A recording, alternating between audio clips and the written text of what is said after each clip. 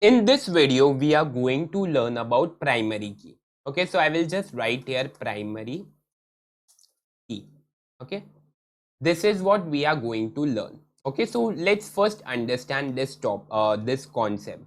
Now, primary key is one of the indexes that we use in our database. So we use primary key to identify each and every row uniquely. Okay, now let's understand this. Let's say if I have a table and that table is consist of thousands of columns and there are maybe millions or trillions of rows present inside that table. So now if I want to figure out any row uniquely, then I can do that if I use primary key. Okay, so what I will do is I will make one column as my primary key. Now this is the rule. We can have only one primary key in a table and you have to select that column which will have unique value and it cannot have any null values, means it cannot be empty. Okay, so I will just show you that with an example. I am inside a database test PHP and currently it is holding no tables. Okay, so we will first create a table and here only I will explain you the concept of primary key. So I'll just say create table. Let's give the table name as test and inside this I will say name. First I will say name. Now I cannot keep my name as primary key.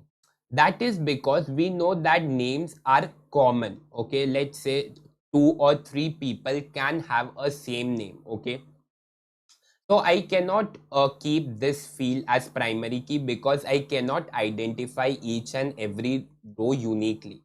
Because let's say if I keep this as a primary key, then the rule is all the values of this column has to be unique and not null. So if I keep this as primary key, I cannot enter the name which I have already entered. So let's say there are two students with the similar name. So I can enter name only once because the rule is all the values has to be unique and not null. So I cannot keep this as my primary key. Second, let's keep, okay, I will, instead of naming it as test, I will say student. Let's take the example of student. So student has a name, okay, student has a age, okay. Now I will keep age. Now even I cannot keep age as primary key because there will be many students who will have the same age, right? Either 18, 19, 20, 21, okay. So even this is not suitable for primary key. Then I can have roll number. Okay. Now I can keep this as a primary key. That's because I know that roll number of each and every student is going to be unique.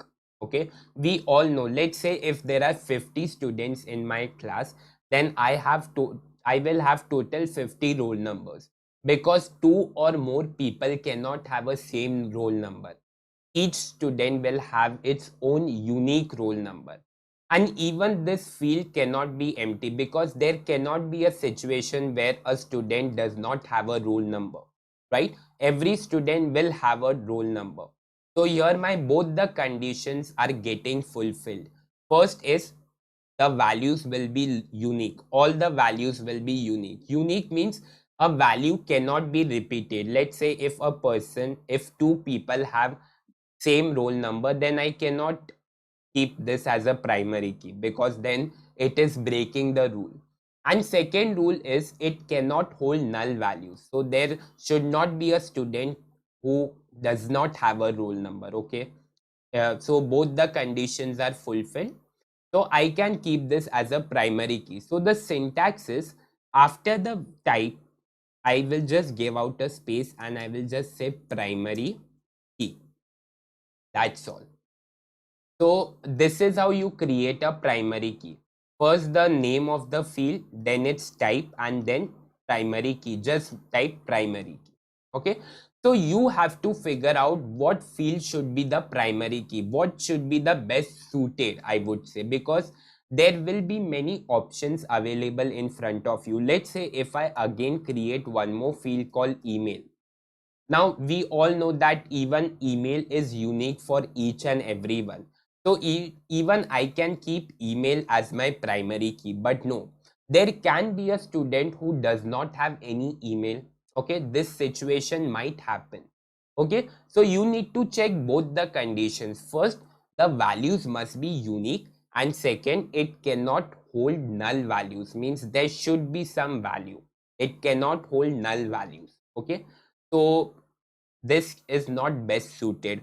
Then some of you might say that even we can keep mobile number, because we all know mobile number is unique for each and every one. But same situation, there might be a student who does not have a mobile number. Okay, so it is up to you. There might be 4 to 5 options available in front of you. You have to select the best option, okay, the best column that is suited for primary key, because there can be only one primary key. Even if there are thousands of columns in your table, still you can keep only one column as a primary key, and that should be the perfect one, means all the values must be unique, and second, it should not hold null values. Okay, that you have to keep in mind. Okay, so based on these two rules, just figure out what is best suitable, which column.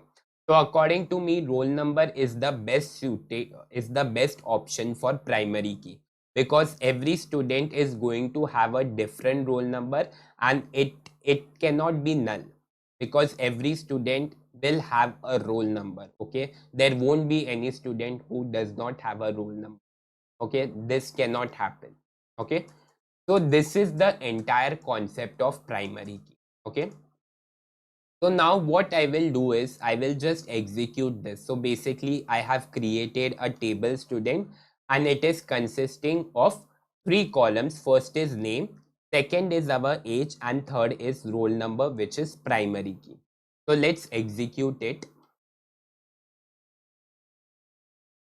Okay, so the table has been created, and now I will just insert some values, and I will show you the importance of primary key.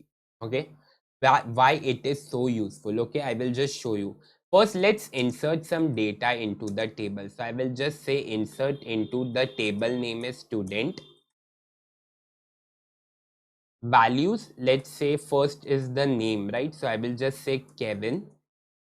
Second is age, let's keep 21, and after age we have roll number. So let's say my roll number is 10. Okay, I'm just giving a random roll number. I will just copy it, and we will insert some more values. Okay, in second row, let's keep the name as Vatsal, and let's keep the age as 21, because I said that there will be many students who are of same age, right? So I will just keep it 21, but the roll number cannot be same, so I will just keep it 11. Let's insert one more column. Now there might happen that there are some students with the same name. It happens, right? 2 or 3 students have a same name. So let's say here I'm keeping the name as Kevin.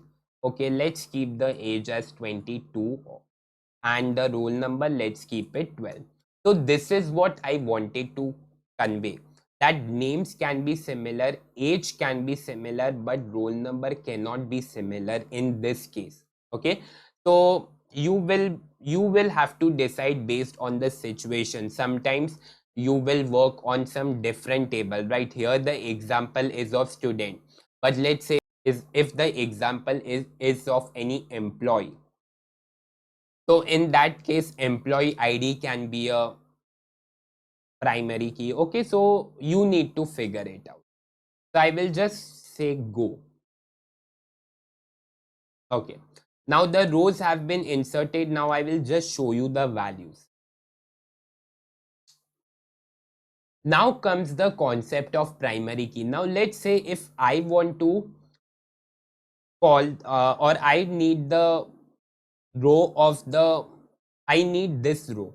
Okay, let's say I need the data of a student whose roll number is 10. But let's say if I hadn't kept this as a primary key, then I cannot identify each and every row uniquely. Okay, because see there are two students with the same name, so I cannot fire a query using this attribute, using the name attribute. And similarly, we cannot do that with age. So that's why roll number can come in handy. So let's say if I want to fetch this first row, then I can simply pass a query. I will just show you using the primary key. I will just say select star from table name is student where roll number is equal to 10. So now I will only get the data of that student which I want, okay, because roll number is unique for each and every one. So I will get only one row. Okay, see, I got this row. But let's say I will just show you if I don't have any primary key, okay.